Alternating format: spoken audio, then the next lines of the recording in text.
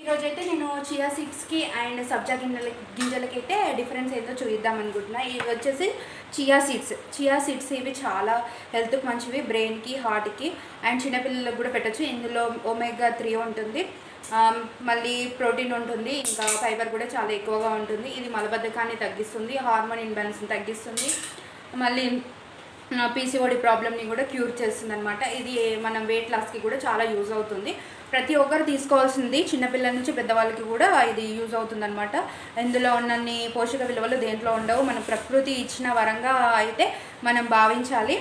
ఇది మనకు మామూలుగా సూపర్ మార్కెట్లో కానీ డ్రై ఫ్రూట్ షాప్లో కానీ మనకైతే దొరుకుతుంది. దీనివల్ల మనకు చాలా బెనిఫిట్స్ అయితే ఉన్నాయి. ప్రతి ఒక్కరు ఎవరైతే వెయిట్ లాస్ అవ్వాలి అనుకున్నా, వెయిట్ లాస్కైనా సరే నార్మల్గా ఇదైతే యూజ్ చేయండి. నేనైతే వెయిట్ లాస్ అవ్వడానికైతే ఫస్ట్ ఆఫ్ ఆల్ ఇదైతే యూజ్ చేశాను. 3 to 4 స్పూన్స్ అయితే యూజ్ చేయొచ్చు, ఏం కాదండి, చాలా బాగుంటుంది రిజల్ట్ అయితే. దీన్ని వచ్చేసి చియా సీడ్స్ అంటారు. చియా సీడ్స్ అయితే ఇలా ఉంటాయి, చాలామందికి డిఫరెన్స్ అయితే తెలీదు. మనం వేసవికాలంలో వచ్చే సబ్జా గింజలు అనమాట. సబ్జా గింజలు అయితే ఈ విధంగా ఉంటుంది, బాడీని చలవ చేయడానికి సమ్మర్లో బాగా యూజ్ చేస్తాము.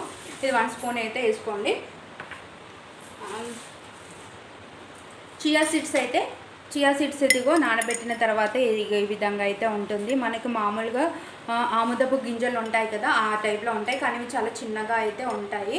ఈ విధంగా అయితే గోరువెచ్చని నీళ్ళలో నానబెట్టుకొని ఎంటీ స్టమక్లో అయితే తాగాలి. నెక్స్ట్ వచ్చేసి ఇవైతే మనకి సబ్జా గింజలు నానబెట్టిన తర్వాత అయితే ఈ విధంగా ఉంటున్నాయి, వైట్ కలర్ లాగా. అందుకే వీటికి చాలా డిఫరెన్స్ ఉంటుంది. ఇవి ఓన్లీ చలవ చేయడానికి తాగుతాము, అవి మాత్రం చాలా హెల్త్ బెనిఫిట్స్ అయితే చాలా ఉన్నాయి.